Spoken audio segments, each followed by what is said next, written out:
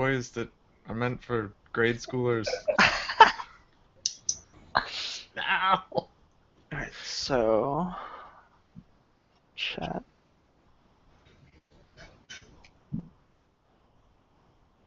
Oh, I can do something cool. Let me go post this in the. Oh god, I have too many tabs. What's happening?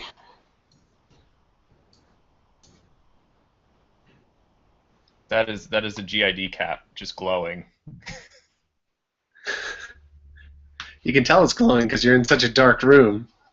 I am in such a dark room, and it's like bright white. The only it's a gainy exposure.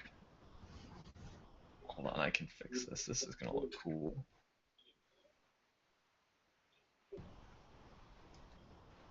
Hey, there we are. We're live.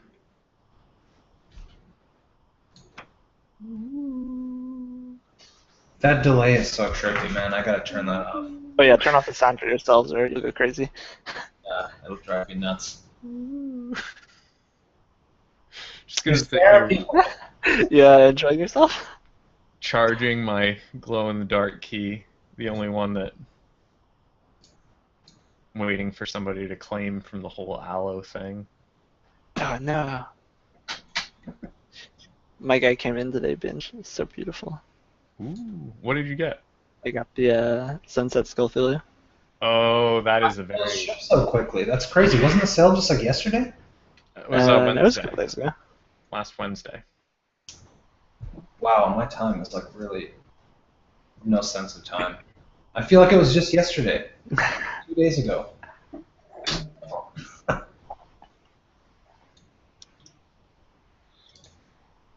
Alright, let me see. Pull Well, up guess the what? We've attachment. already exceeded expectations. We're up to 7 people here. Oh, yo, crazy. Alright, guys. Feel free to use chat however you want, just so we know you're alive. Oh, And then we will one start thing that I soon. learned from live streaming is that if you address the audience, everybody leaves. Oh no. Alright, you guys don't exist. Alright, so let's get started. So welcome to the Artisan Livestream. This is bcredbottle's brainchild. Unfortunately, he had a bit of an emergency, so he's going to be taking care of that. But anyways, I'm KatzenKinder. I will be your interim host. If everyone would like to introduce themselves, let's start from the left. You're on the left. Okay, well, I'm on the right for me. So start with Binge. Okay, yeah, you pick. Hi, I'm Binge. You might know me now from my work with what we call Hunger Work Studio, which is a collective effort between my wife and me. I've been making keys since 2013 in August, and I moved to Eat the Food. Okay, I'm Eat the Food. I've been making caps since January 6th. I started making caps because I lost raffle after raffle after raffle, mostly the key collective stuff, and one day I kind of up and decided that, hey, I can make these. I'm going to give it a try. So after reading Binge's thread and Booper's thread and everybody else's, I just decided to give it a go, and yay, I just did my first sale a couple days ago. So. Woo! Congratulations. It feels good to have it finally over with. Everything shipped out, so. Yeah, it's a lot of stress. It is. It's stressful also to see all the posts and everything, and it's like, will people like it? I don't know. So it makes me nervous, anxiety-ridden. Well, you seem like a natural so far. Seems like it just went off without a hitch. Everybody looks real happy with what they're doing, with what they're getting. You guys have only seen the stuff that made it to public. There's a whole pile of other stuff that'll never see Ooh. like I'm sure we all have. Well, I guess I'll take my turn. I'm Bambino. and I guess I got into keyboards in general back in 2011 when I got my first real job. Decided I needed something nice to type on, and stumbled across Geek Hack somehow. No, not Geek. Yeah, and unfortunately I've been sucked in ever since, although until I decided, you know what, I'm going to start making caps on my own, I was more of a lurker. Lurker. I started making in December, I guess. Well, I decided that I was going to start in December. I had my first sale in January, but yeah, what motivated me was a lot of the same. I was buying some Crytone caps, and was like, these things are selling out like crazy. You know what? I'm going to give this a shot and see if anybody cares about what I can make. And it's been really fun. I've since I started, work on this every day, and something I didn't expect to enjoy doing as much as I do, but it's been a wild ride since then. It's totally weird because I feel the same way. Katzen. What part do you guys like best? Because I kind of see it as like two different things, right? Like you have like the sculpting element, then you have the whole casting sort of process element. Like, what's your guys' thoughts on that? I want Katzen to talk about when he started first, and then we'll address that. Come on. Actually, I guess it's been a year and a half. I think it was specifically because I was losing bros sales a lot. So in the same vein of like vengeance, I was like, yeah, I'm gonna make my own, whatever, fuck you. So I started trying to learn, and I looked for advice from Binge and the others, and kind of eventually somehow bought a pressure pot, didn't blow myself up. Now we're here. Cool. I don't know. But yeah, Well, how interesting that we've all been born out of frustration. Every single, I didn't say as much, but that's exactly how I started too. I was really salty. I was super salty.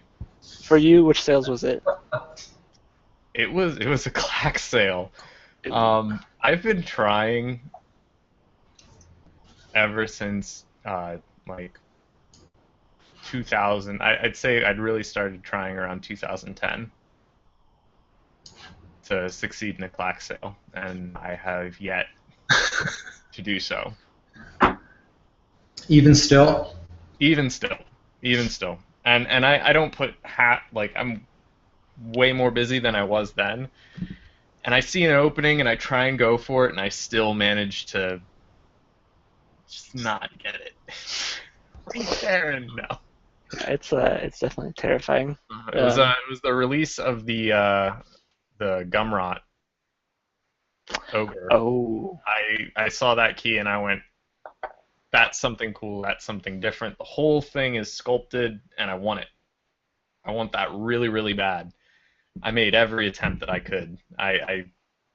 Because EK, it was an EK sale at that time. You could just put your raffle ticket in for any key that you wanted. And so I put my raffle key in on all of the Gumrots, either MX or Topper. I didn't care. Didn't work. A few hours later, I couldn't sleep. I was seriously that upset about this because it had been 2013. That's 3 years of trying. Oh my god. 12 months every year, just waiting for a clack sale to come up and then nothing. And I started PMing people like Bunny Lake, and I was like, man, I've got money, so this isn't going to be like, pay for everything for me. But would you spend $35 if I sculpted a key and because I don't have any casting equipment, like just hand paint it. It's a complete hardened key. It's not going to fall apart on you. Hand painted, and then you get that. And when I make my first key, you also get one of those as well. He's like, yeah, yeah, you should let other people get in on that. So, so I opened it up to 10 people, and that's how I afforded um, part of my first pressure pot and uh, my compressor, which you guys know nobody in their right mind is going to do that these days. It's a little different. But you had a question, and I spaced on it because I got off on a tangent. What was that question to us? Who? Me? Yeah, you had a question. Yeah, it was the two parts, right? You have the sculpting part, you have the casting process part. Right. Okay, I can totally segue into that. All right. Uh, I really, really, really, really, really love the sculpting. That is my absolute favorite part of the whole thing. When I get into my little sculpting projects, all bets are off. Like casting is a secondary thought. I'm doing the casting still, but I'm spending lots of hours just finishing a piece, finishing and finishing and finishing a piece. That's how I was when I started. When I was making those individual sculptures for people, I would sit there, and I'm working at my computer. I look around, nobody's watching. I'd sculpt a little bit. Oh yeah, I'm sitting there in an office, shirt and tie, and yeah, sculpting and sculpting and sculpting. I loved it. I love starting up, and I'd be interested in hearing what you guys feel is the most fulfilling part of this, and also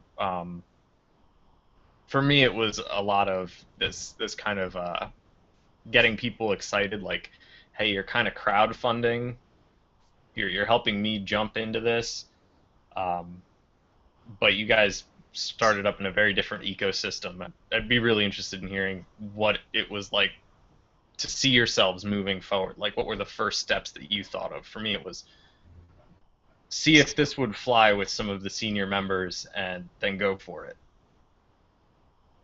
What was it like for you guys?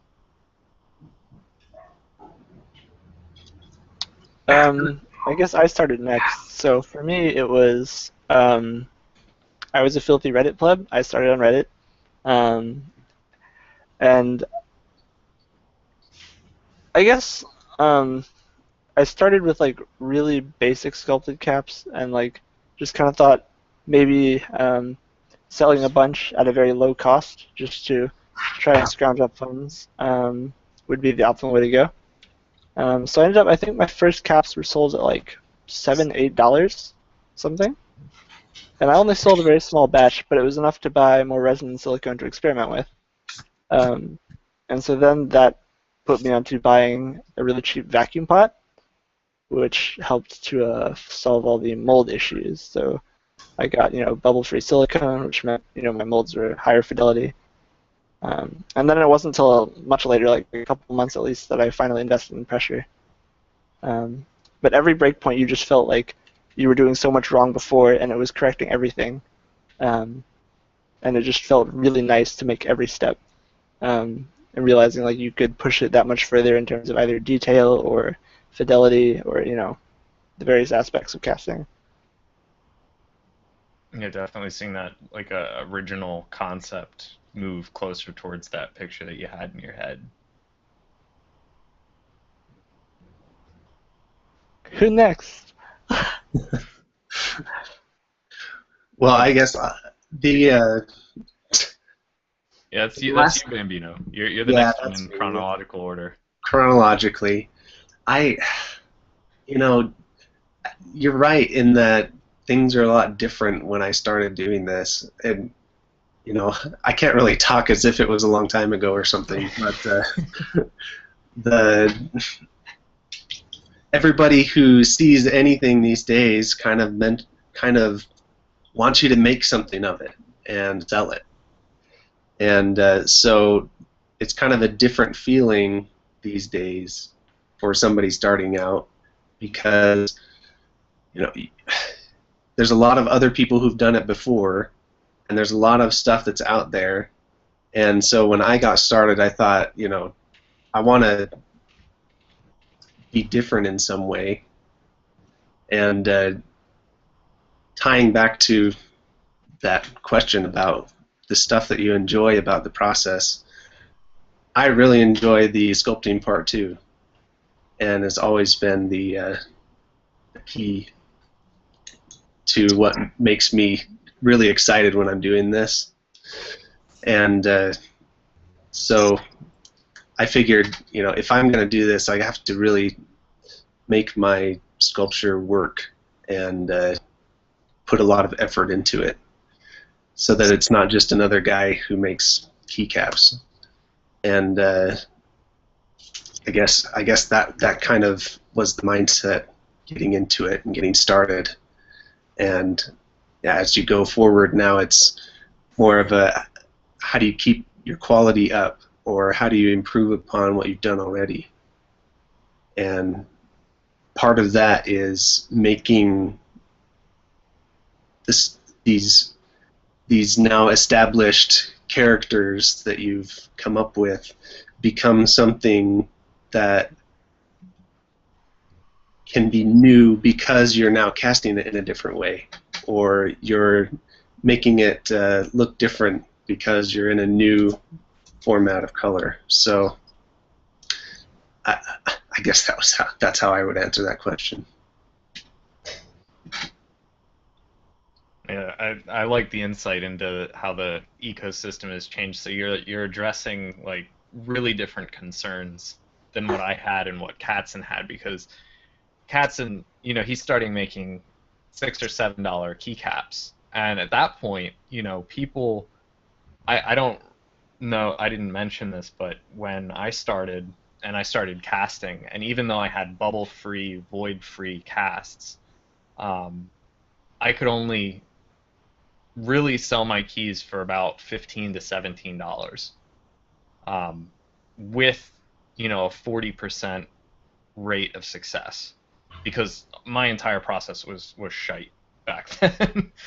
But the keys that made it, they're really strong. They're here today. I just did a little event where I found 3 of them in one of my moving boxes, and so I made them available to people again, like really, really old ones, 2013.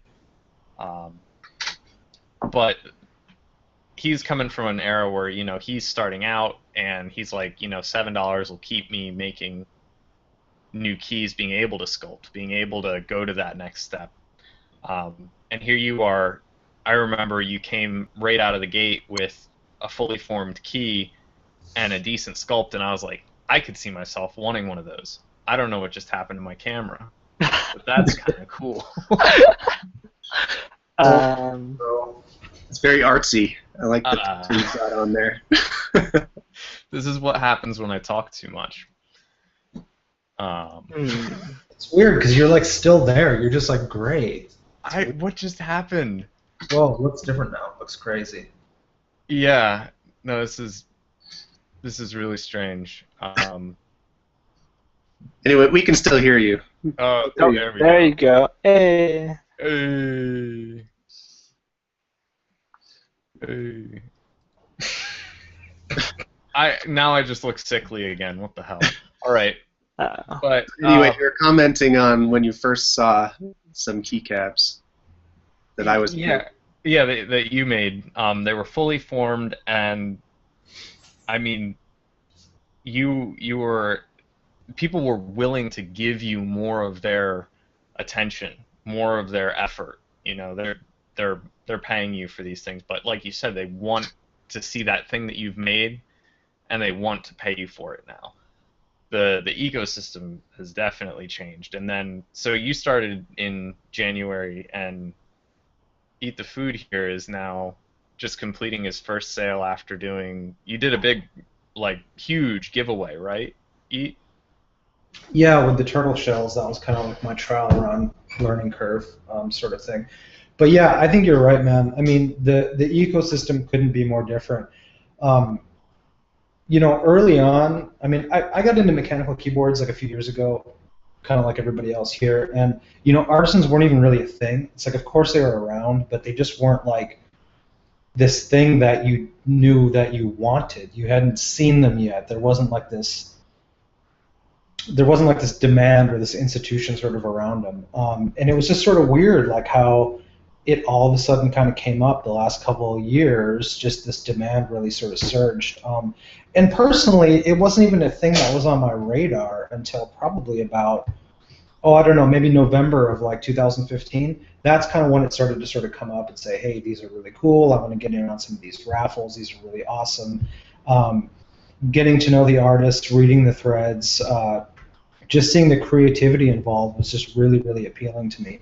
Um, I have been out of art school for like a decade now, and ever since then, it was sort of like I kind of went into like the computer realm, and I do architectural renderings for like my day job, and it's great and it's creative for sure. But at the end of the day, you're sitting in front of a computer and you're just kind of doing like robot work. After sort of a while, it's just kind of like this thing that we do for money so we can pay our mortgage, pay our rent, sort of a thing. So I've been itching to have like a hobby that's kind of creative. And in the past it was like motorcycles, and then it was like woodworking stuff for a while, and then I had this dry spell for a couple years, and then keycaps sort of happened, and I just dove into that like 150%. And man, I tell you, I've had more fun doing this than I have in like years doing anything else. Like I just love the sculpting part of it. I love the casting part of it even more. Like just the precision that you need to have, the patience to do like multi shots. It's challenging in a way that it's not something that I can master quickly, and that's what's really appealing to me, I think. Cool. Yeah, that's I actually wrote down a question because we were kind of looking at uh, at BC stuff and wondering, okay, is this a kind of question that we're going to ask? I wrote down something that I thought of though. And I'd like to ask the rest of you because I did mention that sculpting was really, really important to me in terms of my artisan experience. But when most people think of sculpting or carving or anything, they're usually thinking a much larger subject. I mean, you can even think before you started doing the keycaps, when you thought of sculpting, you probably thought of something bigger. um, After coming into contact with this medium, what are the obstacles at this side that you haven't encountered, the obstacles in this scale anyway, that you have not encountered in any other type of artwork? Well, I, for one, never was really into sculpting at all. I did a lot of 2D art and drawing and stuff on the graphics tablets on the computer and stuff. So sculpture itself is kind of an extension where I had to apply a different skill set that I hadn't really learned from something else. But as far as the scale goes, it's funny that you brought that up because, I'm like, okay, what tools do I need to do sculpture like this? I'm like, well, okay, I'll go online and do some shopping, and I found some sculpture tools that were the small wax carving tools, and they're way too big. The only ones that I can use are like these little tiny toothpicks that came with it, and all the rest are just, they're not even close to what you need to use for a keycap. And that's been the case with everything that I've bought since then. I can use one or two of the tools that are the smallest, tiniest, little pointiest ones, and the rest are just useless. Have you gotten have you picked up a dental tool set, like a full-on, like this is what a dentist would use to shape a tooth? This right here. Oh yeah. I went to the dentist like 3 weeks ago and was like, "Give me your broken tools," and he loaded me up. That's awesome. Yeah. This may or may not have been in the mouth, so I hope you sterilized that. Since they then, were it's been they were in a upgrade. protective bag when they came home with me, and that protective bag was put on by the dentist. Just saying. Hmm. Autoclave, baby, 800 degrees. Hey, so just make sure y'all are looking at chat because we're starting to get some questions and Slack also. Okay.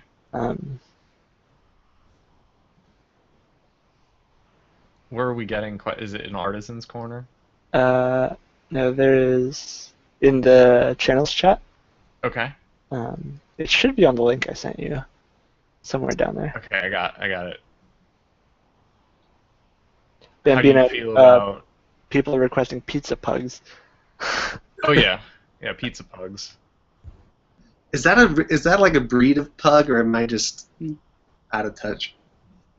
I don't know. Is that like the trendy dog breed right now? Pizza pugs? Pizza pugs. They can fit in a pizza box. They just flatten out. They look like they have pepperonis around their eyes. Ooh, little greasy dog. Nice cheesy. But I see the question about saying, how do you guys feel about having keycaps appreciate in value and becoming items that people turn around for profit?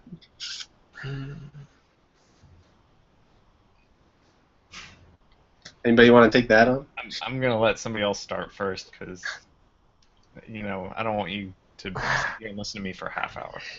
So, appreciation and value is definitely not like a negative thing on its own, right? Just like as things become more desirable, it's natural that people will, I guess, want to charge more or it'll be more valuable to them. But I think it gets abusive when entries, I guess, people will enter for things they don't necessarily want as much as others. And not that it's that on its own is morally bad, but just I guess it's just making it harder for the people who really like them to get it. And you feel like at some point you have to enter every sale, or else you won't have the trade stuff to get what you really want. So it leaves people in a weird place, I think, where if you really want to be sure you can get something like that comes along that you really are in love with, if you don't have the material to trade for it, then your chances of getting it are pretty low. Dude, it was that way with trading cards and pogs. Legit. Like, you just have to go out and buy a couple, but I think the flipping I don't really like, because when somebody takes something that you're asking $30 for, away from somebody else who would pay $30 and really love it, and then they're just like, yeah, I want 70 for it, or I want 120. It's like, dude, you didn't do anything. I don't appreciate that. Like, that comes off as kind of an attack, an affront to me as a person. And that's only because I really want to see that key go out the door for $30. It's not, when the first person gets it, it's not even really out the door for me. It hasn't seen any of the picture threads. Somebody hasn't built like a keyboard around it, or really fallen in love with it. There's no interesting story to the key yet. It's got no history. It doesn't even have a few months out there. It never changed hands. It wasn't something where a younger member at a meetup was like completely smitten with it and they didn't shut up about it all day, so you just give it to them at the end or something like that. None of that happened. So trades, I can see totally, hey, I got this, but I'm really looking for one of these other kinds of keys. I respect other artwork. I want to get the artwork that I'm really after, and I know somebody is going to like this. So who's going to help me get what I need. Trades, okay, but if you're flipping for some monstrous, like you're really trying for profit, it's a little offensive. That's what I think. I actually kind of want to hear Eat's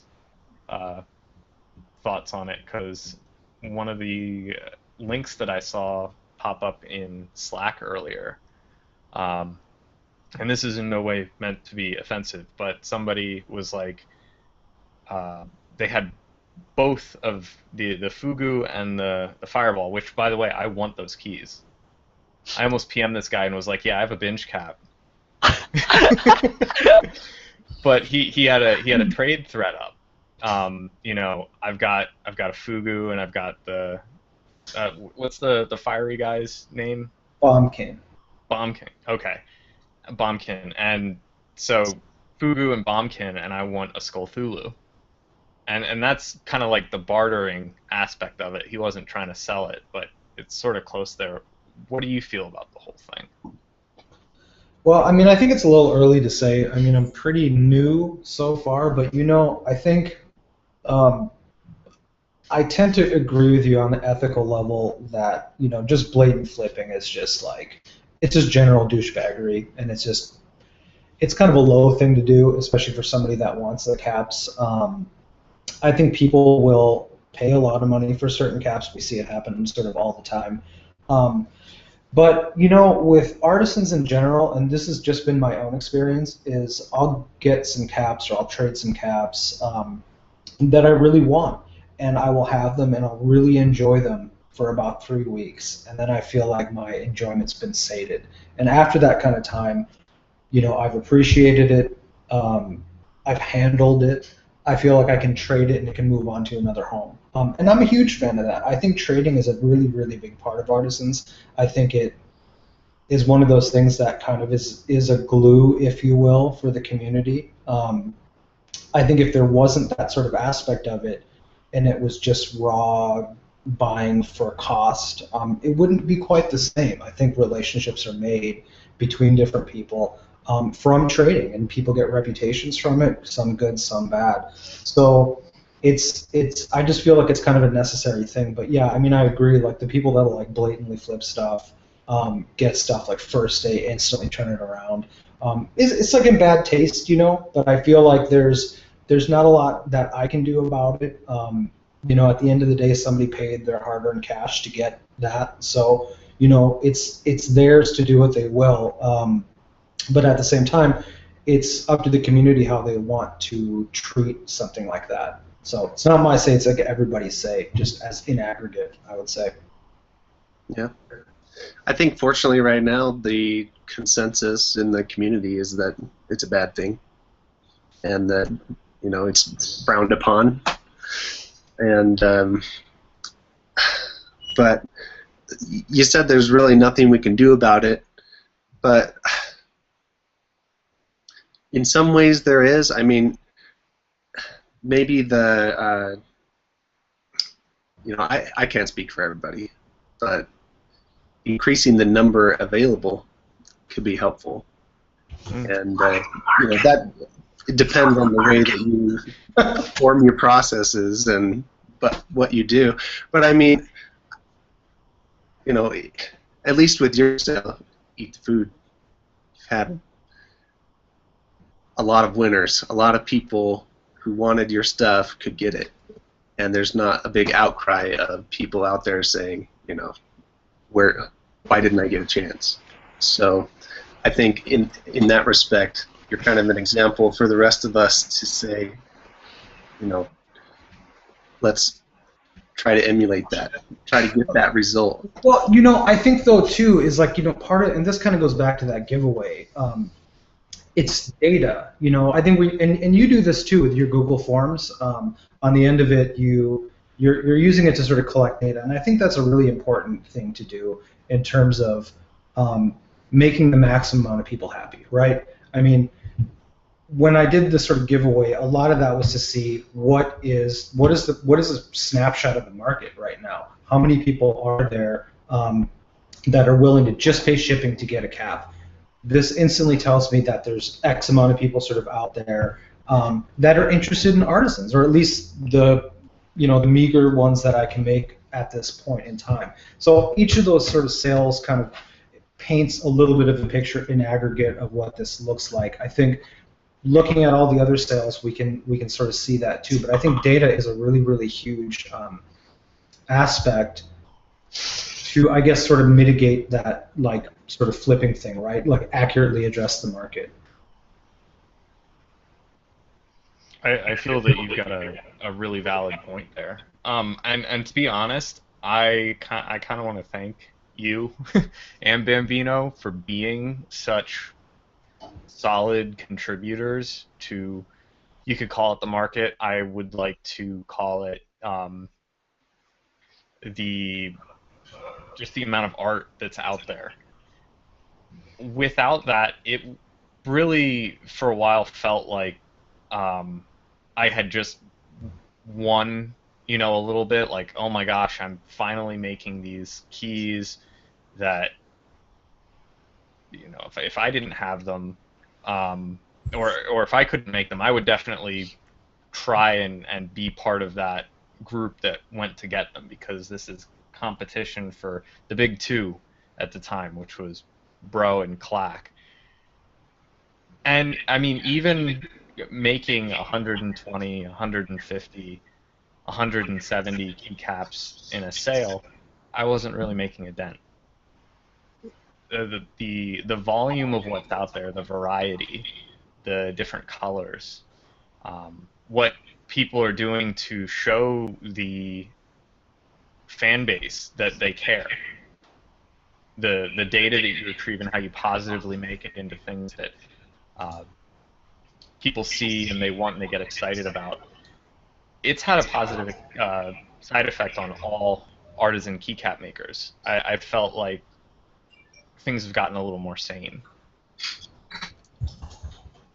So, as far as what data has done for me, I think you guys have done a lot of that for me, because I felt lost on how to address it for so long, and I'm not nearly that organized. Thank you. Well, you guys are also setting the bar pretty high for anybody who's getting started. I mean, I don't even have stickers, so I hardly even have a name for myself. But you have those cool little The cases. and Yeah, the like, cases. lip balm in them or something. No. But those are awesome, man. Like I just, you could call it setting the bar high. I think it's forcing a little bit of friendly competition to innovate. I like everything that's happening. I love it. Like I said, when you came out with your sculptures of Duke, I was like, yeah. My wife still wants one. And then when you did Fugu, I was like, that is going to be such a cool and simple design. And you did some of the coloring elements that I figured that you could do, but you've taken it to another level. And I'll just say that when I was starting out, the whole idea that resin wouldn't sit in one spot, just I put it there so it should stay there. Well, wait, it's all liquid. How do I work with this? But you've got solid colored eyes, and then you've got fades on each of the little spines coming out of Fugu, and I'm just like, yes, yes. that is like that is an advanced technique. That it looks good. It makes a good presentation. It really takes a composition and makes it pop.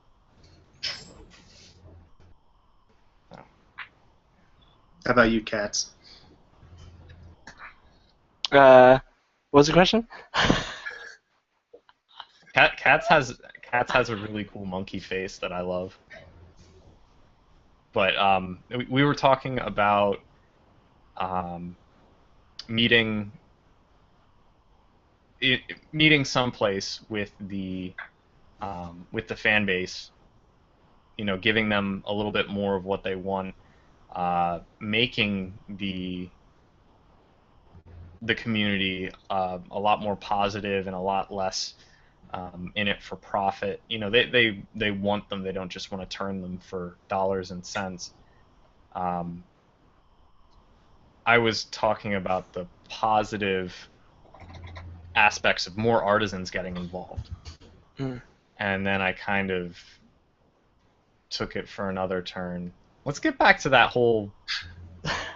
You're like one of the senior members here with me, Kat. So like, Oh, yeah? how have you seen the influx of artisans being a positive or negative, or where do you and on that positive or negative, how do you see it as being positive or negative?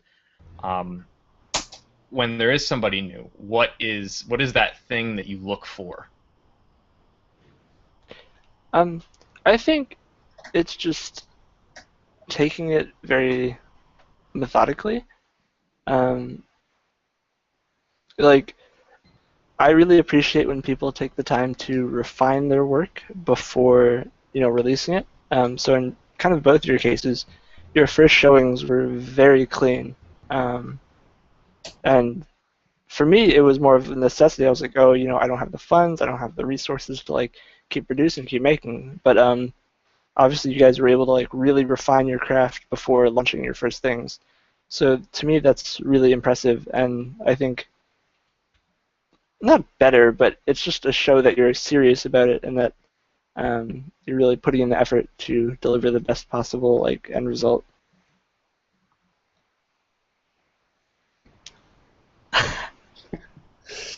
What did Red have next on his list of questions? I'm trying to find it. I'm out of content.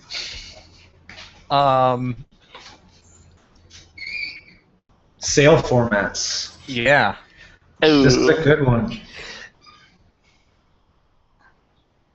Let's go with you're the most you've got the freshest sale. Like I can still smell it. Yeah, me too, man. Literally went out the other day. No, I think raffles are my thing. I think it's a little bit of work to setting up the forms, getting everything set up properly. But I think at the end of the day, there's a perception issue, and I think it's important to address like the sort of like fairness thing, because I think you and I were having a conversation about this at one point, Binge, about just the level of demand so far out exceeds what we're capable of making, even like all of the artisans sort of together. There's huge amount of demand, so you're never going to address it. And I think, at least me personally, in order to at least at least move forward in a method that kind of like addresses sort of like the fairness sort of thing, I think raffles make the most sense for me. It's definitely some work, I think, in any way you sort of go about it, but having that sort of random element is sort of more important, and I think it does mitigate salt to a certain degree.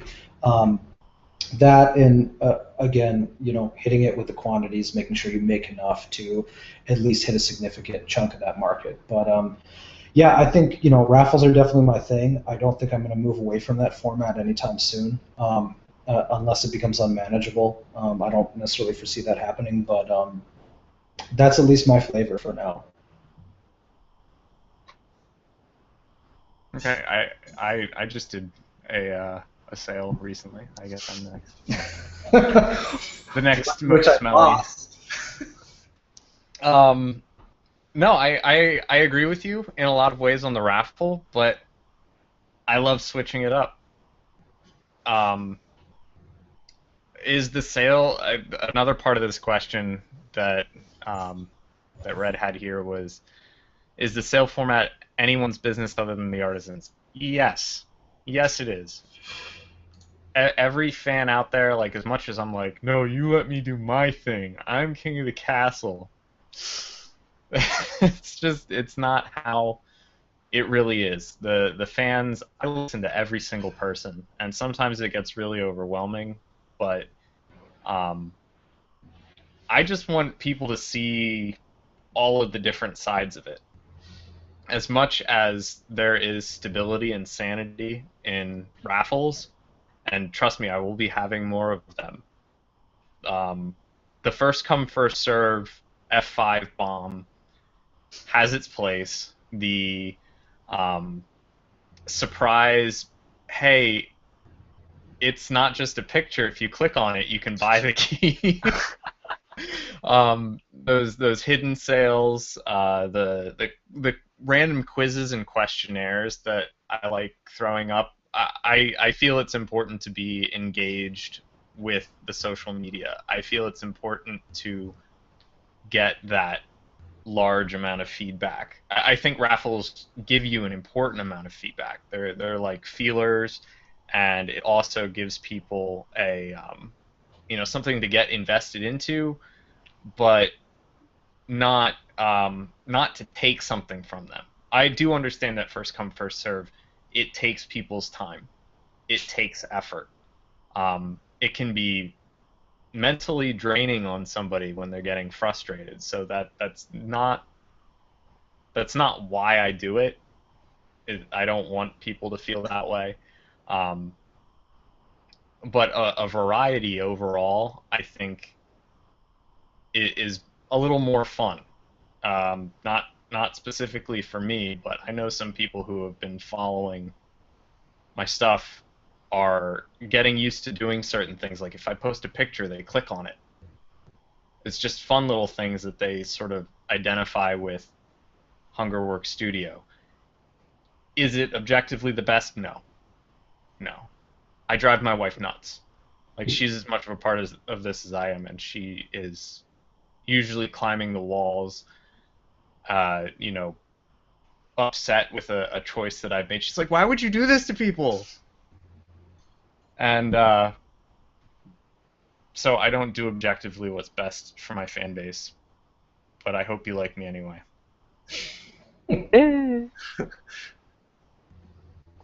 Well, in the know, end, what about you? In the end, you have to do what you have time to do and what you enjoy doing, right? It's just a big factor as to how you're going to make that something that the people that are participating in the sale are going to want to do as well. And I think you have a good balance of doing that, you know, where you're doing things that you enjoy doing, but at the same time, the people participating in it kind of get a kick out of it. Oh, like your old Greg sale.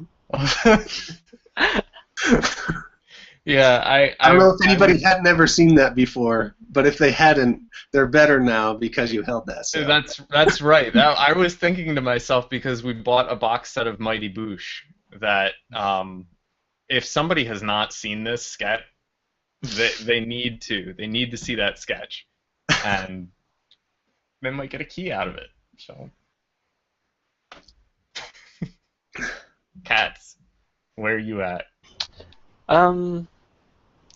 I tend to not think my stuff through as well, so it's more just like if I'm prepared for it, it's generally going to be a raffle, just because it gives me time to. I kind of like lately I've been liking to do like a rolling sale, where I raffle out everything I have, and then I'll take a couple days and then just kind of fill out the rest of the orders that I can, using the same number generator seed, just so people are. It's as fair as possible. But I do some first come first serve, just like when I have caps that aren't in a large enough quantity to make sense for a raffle. At that point, sometimes you just have like 10 caps, and then you have like a couple, maybe like 200 entrants, and not very many people are going to be happy with that result. So I think doing quick like ones is okay too. I personally really enjoy like some of the ClackVent style stuff, where it's like, oh, take a picture with these requirements, just because it's fun. Obviously, some are still frustrating, like be the first one to post. or guess which number of gnomes are like in my presence or something. You know, I don't know. It's really rough, but I think the more involved stuff is definitely fun too. I don't think there's like a wrong way, as long as you're trying to meet your fan base or your customers kind of where they can access you, as long as you're not like cutting any major people out. What do you guys? You just said there may not be a wrong way, but what about auctions?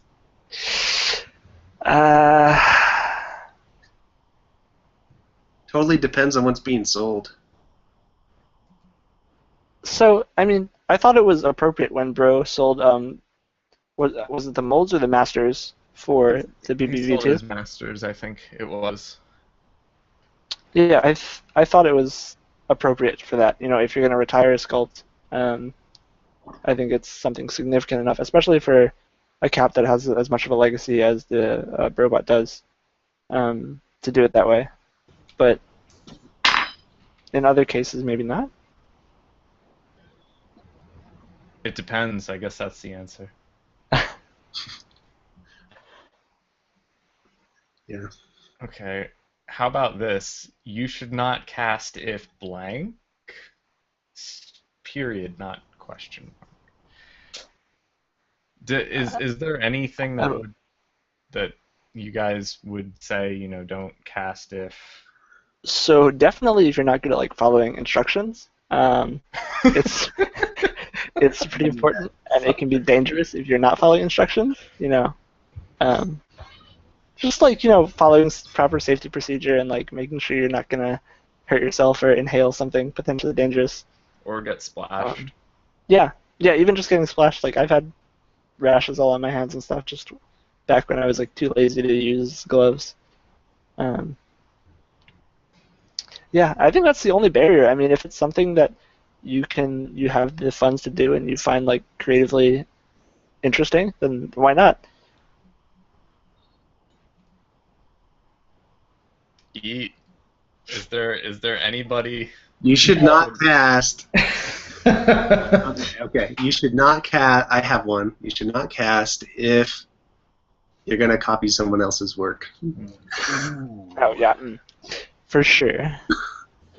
Okay. Shots fired. You know who you are. You should not cast if you cannot separate your workspace from your living environment. I know that That's a controversial one, I think. Yeah. That's only like the inner and nobody has to be like that safe. I mean, let's be honest here. People they take risks, that's acceptable. It's completely okay. That's just the inner like objectively you shouldn't start casting if you cannot separate it from your living space. I ruined a good desk resin casting on it, so learned my lesson. Yeah, I don't know, man. I kind of feel like good things come from working within your own living space. I mean, I think if I lived in a closet, I mean, it's like we've all seen the crazy artist studios, right, where it's like it's just this tiny hole in the wall somewhere in Manhattan, and it's like 300 square feet, and there's like a bunk, and there's like painting and caustic materials and all sorts of other shit. But I think those kind of spaces breed creativity. I think it's important to, do not cast if you're going to eat resin, if you're going to drink it. It's like you don't want to mess around with that stuff. Don't put it in your food. Keep things separated to a certain degree, but I don't think there's a whole lot of rules to it, and I think experimentation is a huge, huge, huge thing. If you follow the directions all the time and just kind of do what other people have done, I don't think there's a lot of newness that can come from that. I really, really appreciate when conventions are sort of challenged. I'm not nearly at that sort of stage yet, but I can see it in some other people. I can see it in Key Collective and their whole push for encapsulation. I can see it in your work, Binge, doing like the hunger key. Crazy. Like this is experimentation, and I think part of that comes from living closely, being so close to that stuff all the time that it just saturates everything that you're doing. You're dreaming about it, you're thinking about it, you're inhaling fumes from curing silicone, and it's changing your thought process. I don't know if that's helping though. Maybe not. But I think there's something to be said for it, though. Yeah. The immersion, if you will. Oh yeah, separating yourself entirely from your medium, you'll definitely get rusty. You work with it for a weekend, you put it down for a month, and then you get back to it. You're like, what were those ratios I was using again? I think I wrote part of it down somewhere. And these notes aren't good enough. So. One of my favorite keycaps that I've made so far came from a bizarre experiment that I did last night. I don't know if you can see it. Whoa. That's cool. But it's kind of all different splattery.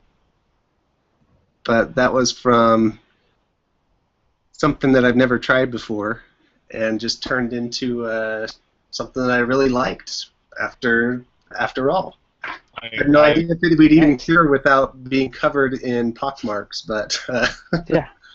turned out pretty well. We have a question that says, hey, can you guys talk about ownership of designs? Collaborations blur the line between who owns what, and with so many new artisans entering the scene, some people might step on some toes. I guess that's referencing the Key Collective Boopers stuff lately. I don't know if have there been any other like collabs? Not that I know of. Yeah, not like two keycap makers with each other. I did see the impressive painting of the Skulltulu. Oh yeah. Oh yeah, that was nice. So that kind of counts as a collab. But I as far as that goes, there's kind of a line right now that's probably going to get crossed with time as more people do this, and if it continues to grow, where there's a line of where if you're on this side of the line where we are right now, people want to see something new and original. They don't want to see another skull on a key, and that's all. Whoops. So, but like in the future, it'll be different. I think there'll be a point in time where you can do that. You just do it in a different way, and people aren't like, "Oh, why'd you make a skull?" It's more like people will look at that and say, "That looks cool," and not try to compare it to what other people have done. I saw some people criticize another recent guy who's been venturing into this about having a design that was similar to one of Binge's, and the only main similarity was that it used the same creature on the keycap. And I don't think there's an ownership in having a certain type of animal. I did Just not. like there's not an ownership in having a skull on your keycap, but at this point in time, people just kind of expect you to do something different than what's out there just because there's not enough of a library that exists. So that it seems like when you're making something new, it looks too much like something that's already in existence. So that's what I think will happen. I think right now there shouldn't be really a sense of ownership in just the basic concept, but in time, I think that'll bear fruit. I'm with Bambino. I hold my sculpts and my masters like they're my babies. I'd be really upset if somebody just took that and put like an eye patch on the orc and was like, "Yeah, this is my key." I'd be kind of like, well, I beg to differ, but I don't own orcs. I don't own lions. I don't own um, H.P. Lovecraft's Cthulhu. I You can remember take it away.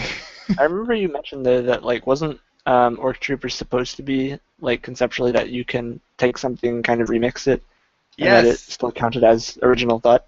yes, yes. The Orc Trooper is a cross between um, Warcraft, Warhammer, and Star Wars because he's got sort of a stormtrooper-esque, um, really broken helmet face guard thing. It's kind of part of his jaw at this point.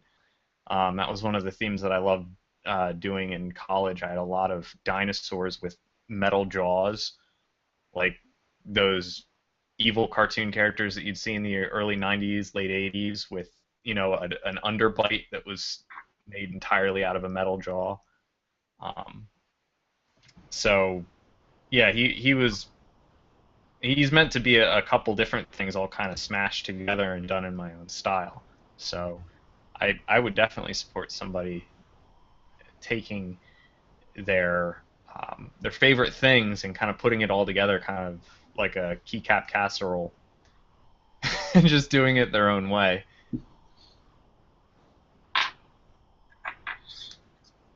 I think going back to the idea of collabs, though, I have a hard time thinking of how keycap makers can do a collab outside of what was done with Key Collective and Booper lately, where they're just like physically combining two of their sculptures into one. I think that's going to be the challenge going forward for anybody thinking about that. Is that what does that mean? What does it mean to work with another maker? If you're going to be making keycaps, there's not a lot that you can send. You can't really send a lot to another person unless it was a, I'm actually out of ideas already. I actually have I will be working on a collaboration soon with a couple different people, but you're right. It's really really difficult to find, where does one artist's work meet another artist's work and become something completely unique because of it. That wouldn't have happened if it's not just a separation of duties, on the sculpt or on casting. It's actually a mesh of ideas. How do you make that mesh of ideas happen? I'm sure anybody, Katz, I know that you do art professionally. Eat, I know that you do art professionally, and you've spoken about a lot of hobbies in the past. And Bambino, I don't know about your background with working with others with your two-dimensional art, but that is actually a very common point where an artist will struggle and determine, in certain industries, if you can't work with other people on a single idea, you just can't be part of the industry. Katzen, I think you'd probably have some good insight there. Yeah, like was said before, I think keycaps are something that's really hard to collaborate like effectively on. In some instances, I think like say for instance like I wouldn't be comfortable doing like the patina stuff you did with was it the copper or something? So it's like, hey, I see you have a technique for finishing and I guess achieving this texture or visual that I have no idea how to do. I think that's somewhere where collaboration could see more fruit in terms of like somebody having something individual to offer in like that trade. But in my work especially, almost all projects are collaborative, working with sound people or art directors. So I think it's just really important in general. I mean, in life as a whole, just being able to relay ideas effectively and just communicate what you want and what you expect out of things is really important. That was that that idea of being able to relay ideas effectively. I think that goes uh, that is done a little bit more effectively when, while thinking outside of the box, there are some things that you can come back to and find a middle ground where everything is familiar. Uh, I know that I've talked about the synth in a few different spots, but I just kind of want to bring it into this and talk about how I also designed it with the thought of collaboration in mind. I don't think I think it'll get to a point where there will be enough established casters where there will be people who just have the tools, and it may not be cost effective for somebody who wants to sculpt to get involved with all of those tools. I'm not saying that they shouldn't, but they might not want to. But if you were to have a synth or something like it, a template, okay, that two people could work on, it's the exact same basis of a structure. You could have one sculptor make something on that template and then send it to somebody else to do their whole magic, to make the patinaed replica, so to speak. So finding some common ground,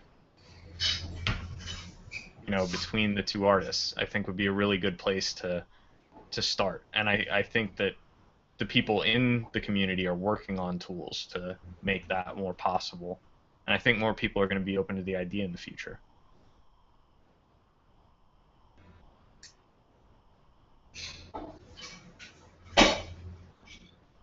Collaboration. Yeah, maybe it'll just be born of necessity, like you're saying. People won't want to be doing certain aspects, and will want to reach out to other people who are willing to do those. Or knowing that somebody has a certain expertise in a certain area, going to them to make your product better just starts to make sense at that point. Yeah, I think that's one of the more interesting sort of aspects, and I think we can see that with the KK sort of booper pieces. It's about more than leveraging aesthetics, it's about leveraging areas of expertise, I think. And with that particular collaboration, I think it worked out really, really well because I think they used the two most sort of iconic aspects, or at least the ones that I'm most familiar with, of those two makers, and they combined them, which was super interesting. And I think it's going to be really tough to top something like that. Just keycaps in general haven't been around that long, so I think it's, especially like the newer sort of artisans, we haven't really established like aesthetics or techniques yet. I mean, I've really only done like 3 designs sort of so far, and they're all like pretty different from each other. And I think it's going to take me a while to sort of get my sea legs and sort of figure out what are the sculptures that I really like to do. Do I want to keep doing creatures? What is this sort of about? Do I want to branch out and do something different? Do I want to do some blanks? If so, what does that sort of look like? Is it going to be translucent? Is it going to be opaque? There's so many different sort of options, and until we start seeing vertical progression within those, that's really the point where I think collaborations are going to start to take off, is when you have somebody that's just such an expert at one particular thing. Whether that might even just be the pure casting process as well. I could see 2 people collaborating, somebody that knows nothing of casting, collaborating with somebody that's a great sculptor, for instance. There's, I think, a lot of different sort of avenues for that, but it's about personal development, I think, at first, and the guys that have been around for a while, I think, are the people that need to lead this charge for sure. Challenge accepted.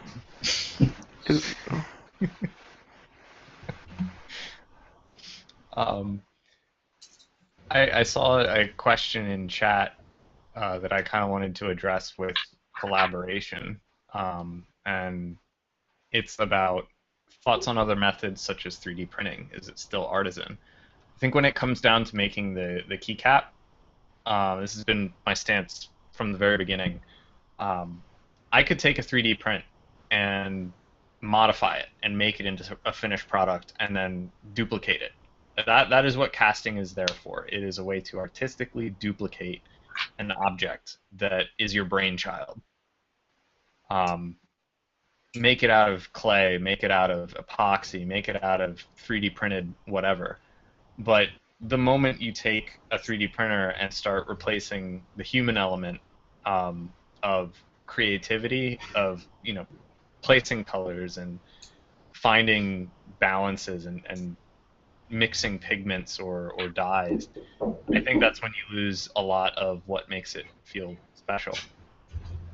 But also that's what makes it, by definition, not an artisan, because there's nothing handmade about it any longer. Livestream. I'm not alone. Ooh, spooky. Well, so Binge, what do you think about, like, give 3D printing another 5 years, 10 years, and you can get to the point of articulation where you can print super high resolution, you can totally hit individual colors. Does that change the equation for you then? Like, what if you're still doing all of that manipulation, you're just doing it on the computer? Well, it really depends on what you're manipulating. With this, I'm taking a relatively color neutral solid or liquid, and I'm by hand measuring out parts, and I'm making it a specific color. I'm giving it a certain type of texture with my finishing. The mold that I'm making has limitations that force me to innovate. I guess something that I've seen with one of the really popular 3D sculptors on Reddit is that his work is absolutely gorgeous in the 3D environment. But I think if he were to finish one and then make duplicates of it, using a little bit of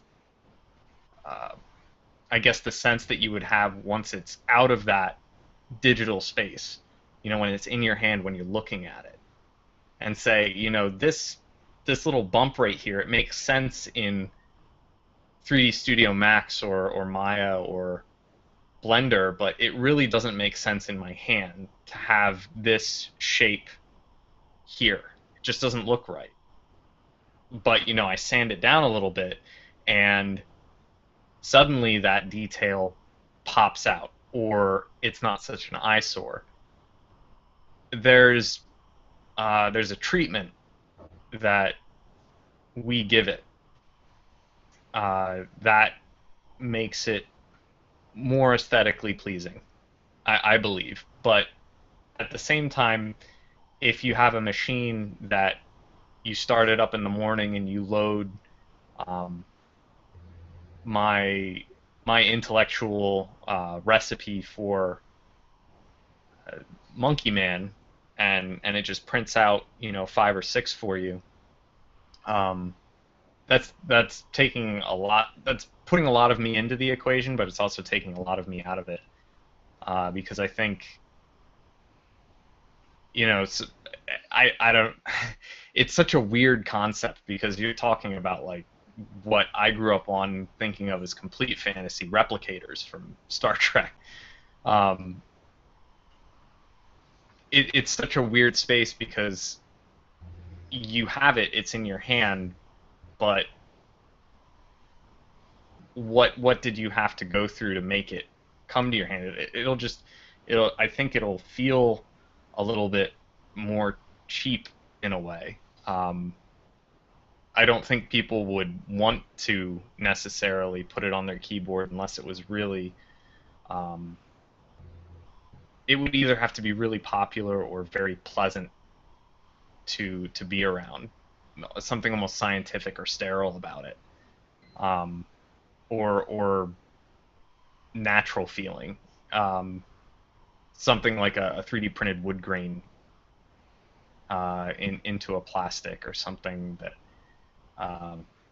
was made to evoke a certain very basic feeling. But I don't know if you could properly convey um, an artist's will in 3D space well enough to have it print out and the artist be like, yeah, there's my emotion trapped in that trinket that you have in your hand. That's my heart and soul right there. I could very well see somebody raised with that awareness of the 3D space being their canvas, sort of thinking that way. I guess it's a sign of the times. That's something that I had absolutely no experience with becoming an adult. So it's very hard to conceptualize. You've stumped me in a number of ways by asking the question that way. Good on you, man.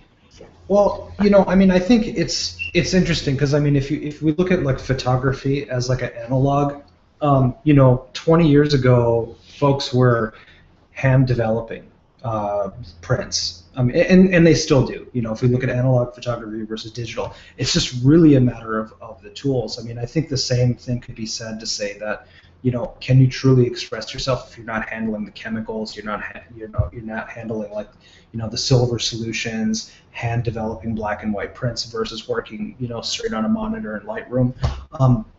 I think they're similar in a lot of ways. It's just simply that the tools we have today for digital photography are really, really good, and they've come along. And so what I'm saying is 10 years from now, when 3D printed keycaps and 3D printed things in general don't have the striation marks that need to be sanded away, you have the ability to go in and selectively put in like color, like do double shots or whatever, and you've eliminated the casting process entirely. Is this still artisan, you know, at that point? And to me, I think it is, because I think you're going through the same mental hula hoops, whether you're doing it in casting in a physical process or you're doing it in a purely mental way. I don't think the tools are there today. I don't particularly like the look of 3D caps that just come straight from a printer, even the really, really super high-end like STL sort of printers. They're just not quite there yet, but they will be, I think, at some point. And I think it's important to consider that. But I don't know. I personally love the casting process more than the sculpting. It's like my favorite part of it, but that's just me. Yeah, if I could chime in, I completely agree. And I think that the distinction of what you call an artisan right now is pretty blurry. I've been making a catalog of all of the keycaps out there that are made by artisans, and I've excluded certain ones, but mostly out of being unable to fit them all reasonably into a catalog, just because there'd be so many. But that's why I've called it the handmade artisan keycap directory. But I think any of this stuff, when you're sculpting it by hand on the computer in Maya or whatever, is still being done. It's still an artistic expression that's coming out, and it's like you said, it's just technology's not there to match in quality what you can get when it's done by hand. And there's something, of course, also to be said about the feel of seeing something that's not made with computer precision, that can either add to or detract from the keys that you are making. But I think that line will get less and less blurry as time goes on, and it will be clear that 3D printed or other kinds of processes making keycaps won't be treated as some separate category completely. Yeah, I think that's true. For me, it's like, I think it's a semantic argument, right? Like when people say artisan, there's this sort of, you know, I guess prestige associated with it. But just from my education, art is simply like another form of culture, not necessarily a higher one, right? So it's not as if by being artisan, it's automatically more valuable, you know? that's just how things are priced. So I don't think. Well, I personally don't think I'm kind of in the same vein that I don't think 3D printed caps directly are what you would call artisan. Not that there's no skill in the design or that they don't take that care and precision, but in that the actual handmade process isn't there, that it's not necessarily artisan, but not that it's without value. But I think it's an important difference to make that the artisan aspect of being handmade and really individually produced um, is kind of what separates it apart right now from the 3D printed stuff that's out there. I guess I made a little bit of a faux pas in using the term cheap. I know that some things about 3D printing are definitely not cheap. The knowledge it takes to work in a 3D space is not cheap. The applications which are used to work in that space are not cheap. Um, I just don't know how. I it was really strange growing up in my house because we had a lot of traditional artistic values. My mother worked in textiles, and she would talk about how and this was relatively new when she was getting out of school, was all the advances that they had done in synthetic fabrics, in the 70s and 80s. Uh, Essentially, there were fabrics that could come out in colors and come out with prints that were beyond what people could easily do on natural fibers. Um, you know, a You get into the realm where dye sublimation is possible on a fabric versus screen printing. So the technology changes, what you can do changes, the limitations change. Suddenly things are computerized. And she did a lot of work in flag manufacturing, interestingly enough. And you would have, hundreds of trained, um, I guess you could call them sewers, very, very specialized people who could work with very, very large sewing machines. You know, at times doing 200 and 300 foot long flags, big, big stuff. And at in the early 90s, that was not something that was done entirely by a machine. There was a human there guiding things through the machine.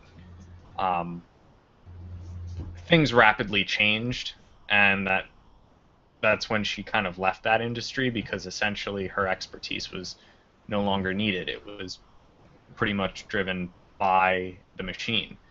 Um, but she commented about how the perception of the labor changed in the industry, where when a machine manufactured it and it was just a issue of managing overhead and increasing your number of machines and smartly buying your materials, the cost of the product for the consumer dropped.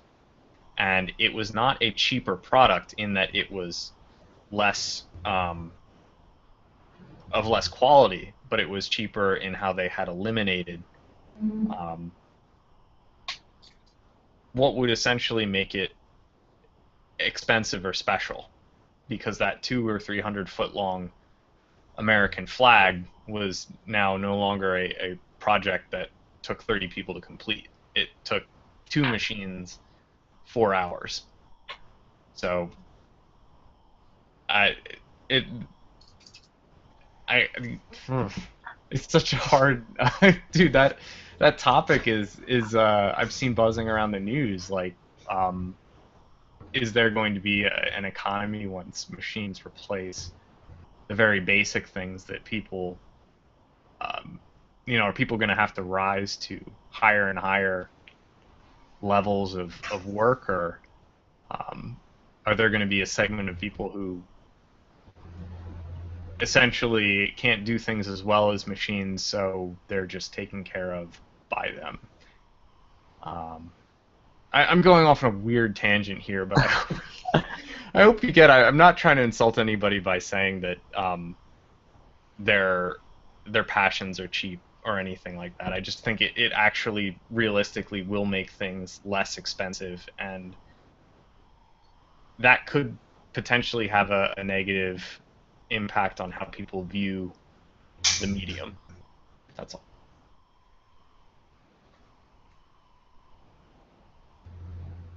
Rambling is good. Okay. You know, that'll just be another challenge that, you know, I won't do this forever, and there'll be other people that come along, and they'll have their own, you know, preferences and what they like. I mean, I'm happy now that I get to do what I'm doing, and that people are enjoying it, and that the process is as accessible as it is right now. So I don't know if there's much more to say from my end, but like, I do this because I enjoy it, not because I am making my livelihood off of it or something. So, you know, seeing it take a different turn, or have people taking different perceptions on this, where maybe in the future people are preferring ones that are not handmade over ones that are. You know, that's just something that we'll have to see what happens, and, you know, if we can adapt to that, or maybe there's still a small market for stuff that we make, then that's cool too. And you know, I think it'll be a benefit to everybody to have more skilled people in the field in general. That's yeah. I like how you put that. On that note, one of the questions here is, if you could change one thing about the Artisan, I'm going to replace the word market with, if you could change one thing about the Artisan community as a whole, and I'm not saying that you would, but from the fans to the makers, if you could change one thing, what would it be? Because that's a question here on his list.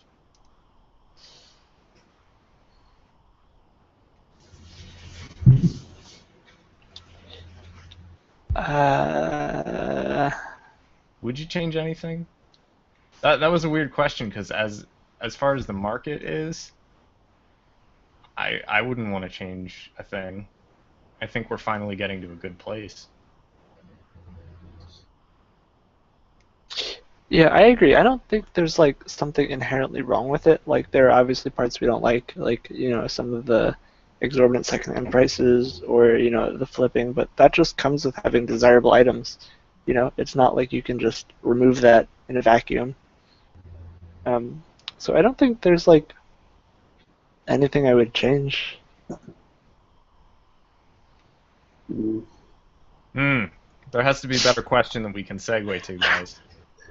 You know, I'm really looking forward to the day when somebody develops a really effective and reliable and easy to use multi-format keycap that will make it so I don't have to make two different versions for MX and Tupra keycaps. I mean, that's Rama, right? That's a lifesaver. That's not just Yeah, Rama. there's a couple projects going on out there. I know, I've seen some of them, but they've never taken off really. What? They've never taken off? Seriously? When was the last time you saw one of those for sale? Well, you have a point, but at the same time, there are. I've got something in the works, but I don't want to make it all about me. I I know, think I know the synth can kind of help you with that. and Yeah. it's helpful in a way. And what I'm really looking for are these concepts in development that are showing off a keycap that you can just pull off one board and put onto another. Like, that's where it's at in my book. But what do you guys think about the fact that it is so fragmented, that we do have like Alps keys, we've got Topre, we've got just a ton of different stuff out there. I, for one, kind of think that fragmentation sort of it almost helps a little bit. You know, I mean, yes, it's certainly a pain in the ass to deal with having to, like, you know, how many do I make of Topre, how many do I make of MX, and like go through all these like gymnastics to sort of figure it out, so you're not left with like leftover caps. But I think at the same time, you know, the Alps caps, the Alps artisans that are out there are like sought after, and they're like very well loved. Same with like the buckling spring stuff, and I think there's something to be said for that, the rarity of it, and the fact that somebody can do it and they do it well and it holds up over time. But I don't know. I mean, I'm not necessarily against the fragmentation, is all I'm saying. I think that making something tailored for somebody's keyboard is really cool. That's part of why I love doing this. So the fragmentation in a regard is like custom tailoring, and that concept is just it's out of sight. Back to 3D printing. Shout out to my PA brother Zip Tie, who's making some really awesome 3D printed cases, and if he hasn't spoken about some things, I'm not going to yet.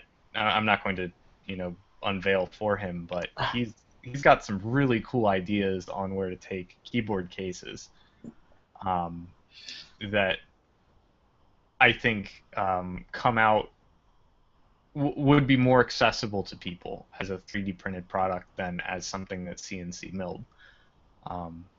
But it all goes hand in hand with customization and custom tailored and really appealing to that keyboard enthusiast who loves his clicks and clacks. I can agree with that to an extent, as far as getting a keycap that is exactly like your keyboard is a really cool thing and something that people really connect with.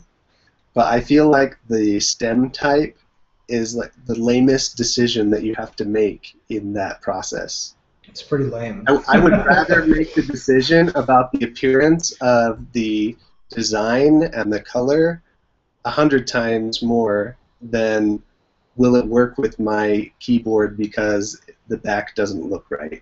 You know, the stem isn't the right kind of peg to fit in my hole. Like, my identity, yes. My keyboard's identity is not the hole in my switch. It's the way that it looks and feels, and that comes from the top of the keycap and what's inside the keyboard, and not the stem going into it. That's why I really like the MX compatible Toper sliders.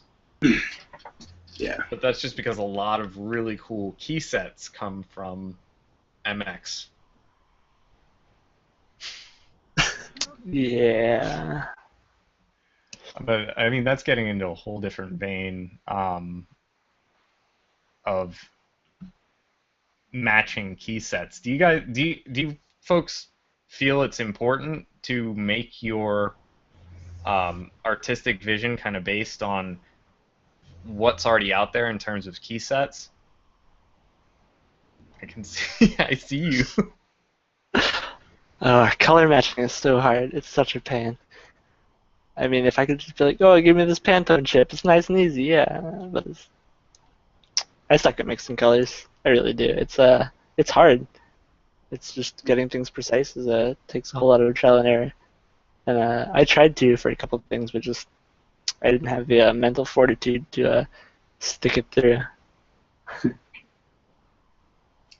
I think it's cool. I don't have a problem with it. I think that putting your spin on an existing color scheme can be a fun thing and something that people can identify with when they see it on their keyboard. that it's now, become part of someone else's work too. I think that's all right.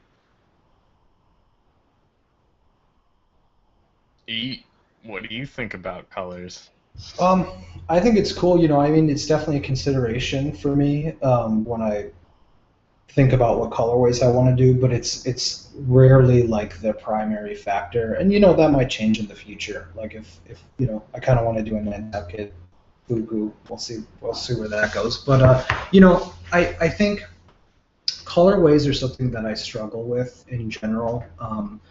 I think there's a certain level of contrast that you sort of need to hit, and certain things are going to be more appealing than others. I mean, that's part of the reason why I put it out to a vote before my first sale. I did like sort of an interest check and did a bunch of different experiments that I thought personally looked good, and I was wrong on every single one. The ones that were voted the highest were the ones that were not the ones that I would have picked. But I think it's getting back to the point, it's a consideration, but it's not like the primary motivator for me, at least right now. Oh, Binge show again. Woo! You gotta get a close up, man. It just looks like a big ball of light. Oh my god. Hold on. I gotta say, I'm a huge sucker for the gimmicky keys. Huge sucker. There we go. There we go.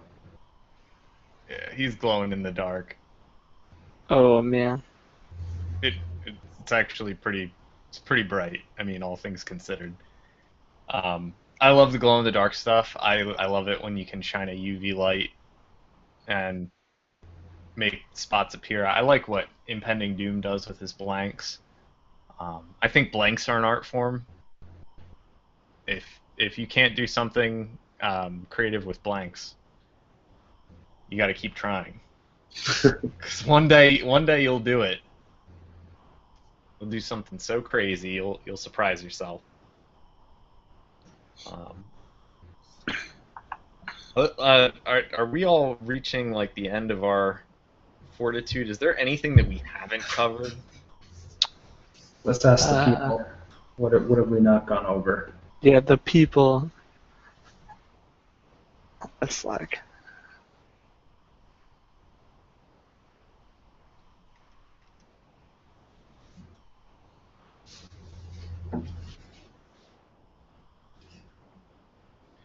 Okay. Are the They people get a saying... delayed stream, so they don't even know that we're asking questions.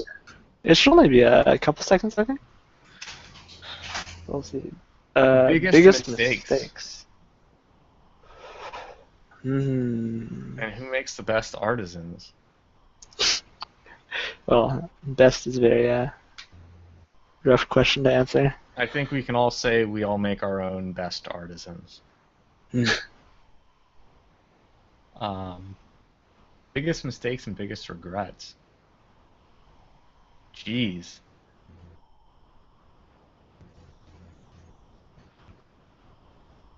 Biggest mistake. What's your biggest regret in your life, Binge?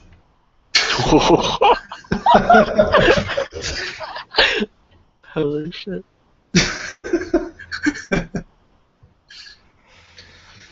That's a dark path. Things just got real. Got real. Things got so real, Ben. How long have you been watching Eat? How long have you known? I know what you did. Yeah, well, I don't know. I think there's a lot of questions floating out there. I just got a PM about talking about MX to tote rate ratios. I got one about talking about analytics and how sales are sort of approached. I think that's kind of an interesting question. I think we've briefly sort of addressed that. But for me, I'm a big proponent of gathering as much data as possible before heading into a sale. And if sometimes there's a cost to that, and if that means giving away 150 caps to like get that information, I'm a huge fan of doing that. I think it's important to have an understanding of how many people are sort of out there. And as you guys know, I made kind of a shitload of caps for this last sale. I did like about 350. in the 2 weeks, but I think a lot of that information came from doing the turtle shell giveaway and then doing the interest checks on the different sort of colorways. Like both those things were very, very informative for my process, and not only how much I have to make, but it's just planning in general. You know, I didn't waste money on molds that I didn't need to make. The one thing that I probably made a mistake on was my ratios were like more like 1-to-1 with Topre and MX, which was kind of a mistake, but you know, I didn't have any left over. But I think if I did it again, it would probably be more like 4-to-1. So that's one case where the planning didn't work out perfectly. But in general, I think hitting it with the analytics is really, really important, at least to me in my process.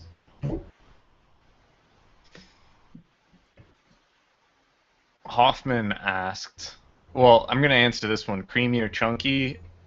Creamy, please. And Hoffman asked, what skill or aspect of other people in this stream's work do you envy or wish you had yourself?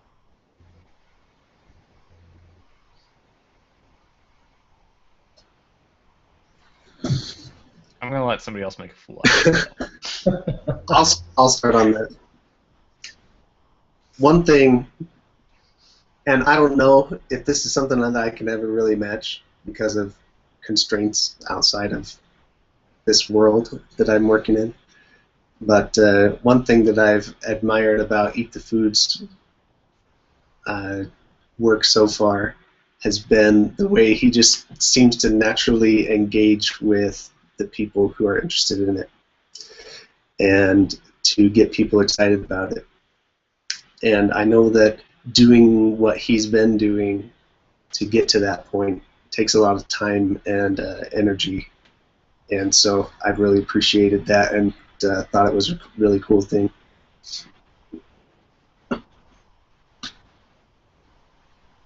That's super cool, man. I really appreciate that. I feel like that's kind of something that I've struggled with. I'm kind of like socially a little bit weird in real life.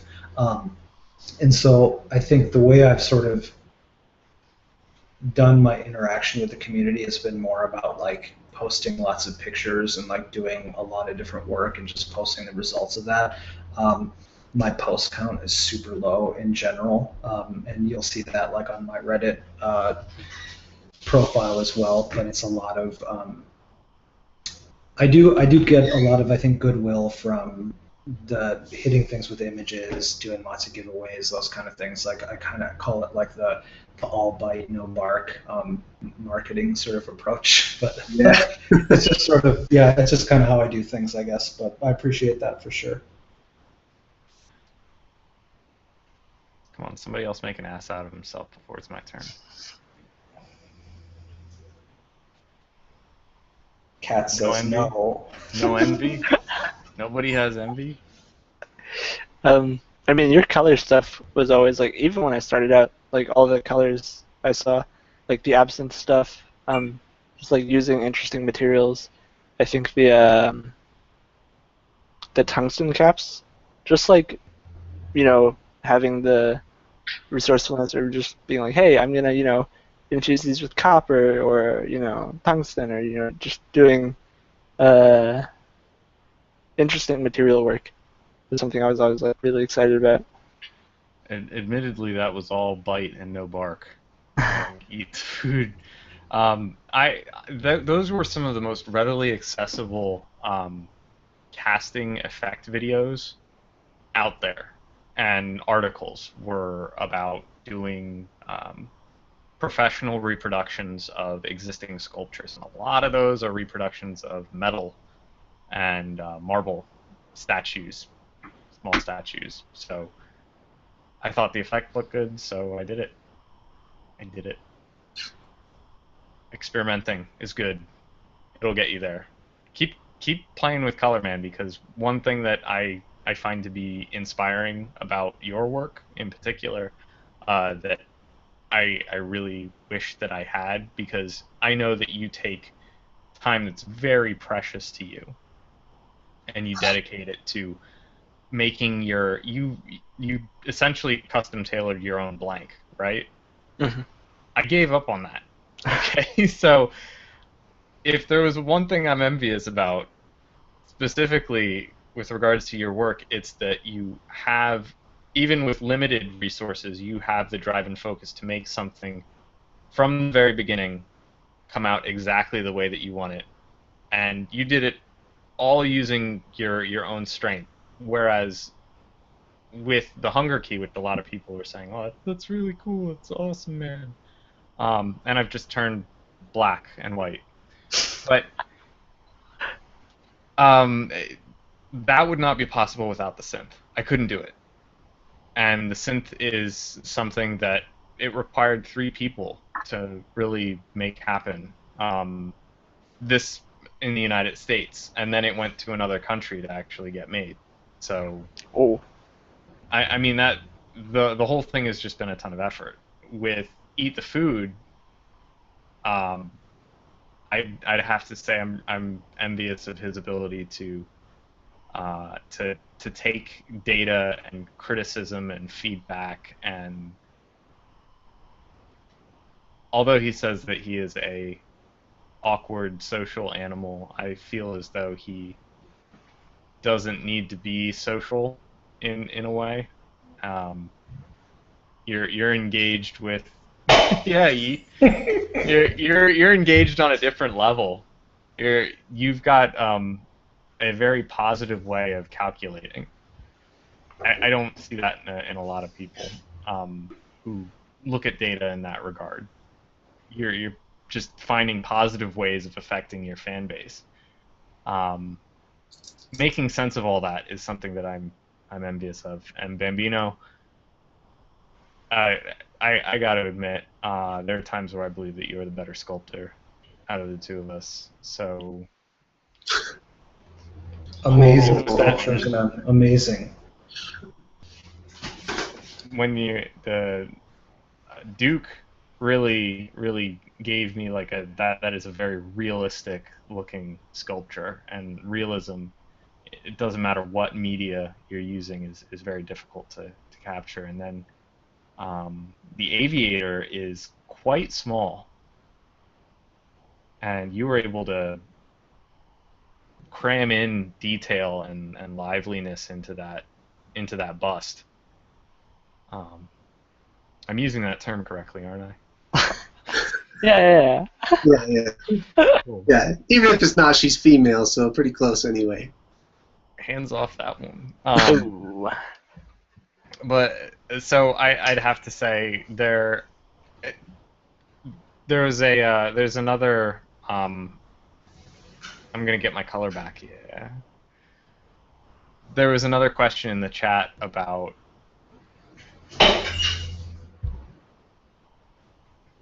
I had it and I lost it. There was another question in the chat about whether or not we communicate with one another. Like, is there some sort of artisan underground where we talk about what's next or what's coming? I'd have to scroll up to find the exact question, but I'll let you all know that I pay really close attention to what you're doing, not necessarily to be like, how can I one up this project, but I got to admit, this is probably the first year where there has been any other activity that I can, if I do have a question, I can reach out to you guys. Dude, how are you going to have a question, man? You have like more knowledge than all of us combined. Yeah, that's true. It's not true. It's not true at all. I've got some stuff going on, sure, but I've been flying by the seat of my pants for for well over a year now, and now there are more people who've flown by the seat of their pants, and I'm kind of like, hey, let's compare pants notes. Good pants. Do yours chaff after this long? Because mine certainly do. I don't know about you guys. When you were getting into Artisans, did you pay close attention to everybody? Because I feel like I do. It's only important to know where the scene is and what people are doing and find stuff that inspires you to push the envelope. Yeah, yeah. I mean, I brought up the directory thing. That was a project that I started just for my own personal reference at first, just to see like what exists, and if I'm going to do this, how do I make something that people haven't seen or that people will want? And I ran into all kinds of interesting stuff that's from years ago, even where people kind of did this and then fizzled out or stopped doing it, and gave me a lot of insight into what had the ability to last and what didn't, and gave me perspective on what's cool, and how can I make stuff that's cool. Like I want to make stuff that I think is cool, and hopefully other people do too. So like I have to know what's cool, what's possible in the world of keycaps first, so that I can get the idea that I think is cool. Like I've had ideas that just don't translate well when I try to put it down onto a keycap, because you have to work within a space that's 12 by 12, but 12 by 12 millimeter. But this looking at what other people are doing helps a lot to understand what's out there and how to make yours work. You got to show off your keyboard. Get it closer. Get it closer. It's so heavy. Orion. This is Orion V2. Very nice. Oh, fancy. You're on the laptop though, aren't you, Bambino? Get it up and show us. I've just got this. Oh, nice. No, that's 76. actually, I have like 5 keyboards in this office right now. It's ridiculous. Is that a real force? Yeah, It is. Mm. Mm. Yeah, this is a Topre only household. Really? It is. So I only have one MX board that I got from a trade recently, just really for photos. But it's I started on MX and it's not my thing. It doesn't work for me. I Rattle. can totally understand that. The rattle. The rattle. Oh. Glad you didn't get into Mattias. Sorry. We're a different question that popped up in chat. What do other artists think about artisan keyboard work? Do you guys communicate with people who are sculptors or painters or whatever?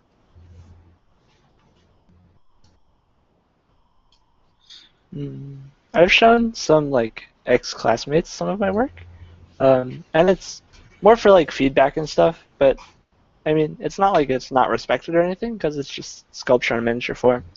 Mm-hmm. But I mean, people found it cool. I'm there with you. I most of my family is artists, so they're just happy I'm not in a 300 square foot loft apartment in New York City huffing paint fumes. Yeah. Yeah, I think the couple times that I've shared with people, it's been mostly met with surprise that it's even a thing. I actually just had a conversation with a gentleman called me today because one of the shipments from the raffle had gone to a incorrect address somehow. And the guy was cool enough to give me a call and say, hey, I got this package and I don't know what it is. It's just I had to open it to see what it was to make sure that it wasn't to my address. And I ended up having a conversation with him. He's like, what are these things? What do you do? And I'm like, they're keycaps. They're like sculpted keycaps. And he's like, for keyboards? It's like he just didn't get it. And I think that's been kind of the reaction that I've gotten from my folks and different colleagues. It's not that it's met with derision or anything. It's just that it's kind of very surprising that it's a thing, like an actual medium that that is sort of like desired, you know. And that was kind of like my own reaction too. Is just like, this is an actual thing, isn't that that's awesome? But yeah, it's like it's just interesting. It's very new, I think, to the mainstream still.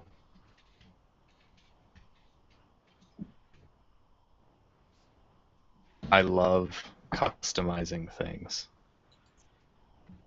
I don't think art has really. If you look into how casting is used, I think you'll find that more and more there's this art or this area of artist tools, which is like, hey, we've got this really cool artist tool for you. It hardens to be like this. You can finish it with sandpaper. And these guys are trying to like sell you an art product, or at least if you go to their website, they are like Smooth On, and they're just throwing out examples of what you can do with it, and they're so open-ended, and it's because you could quite literally do just about anything that you would want. Sculptures do not have to serve an aesthetic purpose. They can serve a purely functional purpose. You could make bookends. You could fix a broken part of a table, which you wouldn't need to use casting stuff for, but you could. I guess one thing that I've learned by keeping in touch with people like Eat Food and Katzen in particular, just because I've spoken with you guys, and Eat Food, I know that we haven't spoken that much, but I've got to say it's been eye-opening, because your perception of what the electronic space is able to do to just allow people's minds to open up, it's very refreshing. And Katzen has always talked about artwork as more of a overall, like there's a higher level to the project. There isn't just what the individual artist is contributing, which is why I brought that piece up earlier. Bringing this all together, as artists, we have a lot of mental hoops to jump through, and those mental hoops are only as strong as our tools. Customizing things, making things awesome, just thinking outside of the box is shown a little bit by Artisan keycaps. It's something that is different, and it is out there. But I think we could take what we learn here and apply it to a great many places in our lives. I really hope that what I learned making keycaps doesn't stay in such a small universe, in scale and in other ways. And I hope I continue to learn. I think this is a lot about learning what our limits are, where our imaginations can take us. And I'm going to stop talking because I think I'm getting tired. I am on a train of thought that is without end. And you turn into a robot. You're really robot right now, like extra robot. Did I do that? Did I go full robot? Your voice is like robot. mad robot. It's the auto-tune, man. Alright, well, this has been really good. I'm actually super tired. Like, Yeah, it's late for you guys on the East Coast, huh? I'm mentally, like, gone. I'm still good at party guys. So Binge is just warming up. We can have the after party in the Slack Castle. Apparently that's the thing. All right. Sounds I'm nice. gonna have to wrap it up too, though. Alright, boys. Wrap it Well, up. it has been a pleasure. Once again, thanks to bcredbottle for organizing all this. Real shame you couldn't be here. But I think he intends to try and do multiple of these, maybe. Yeah, we should do it again. It'd be fun. Maybe we can rope more people in, as has been suggested. But yeah, thank you guys for having this. Thanks for coming. And I guess we're done. Woo! Thanks, everybody.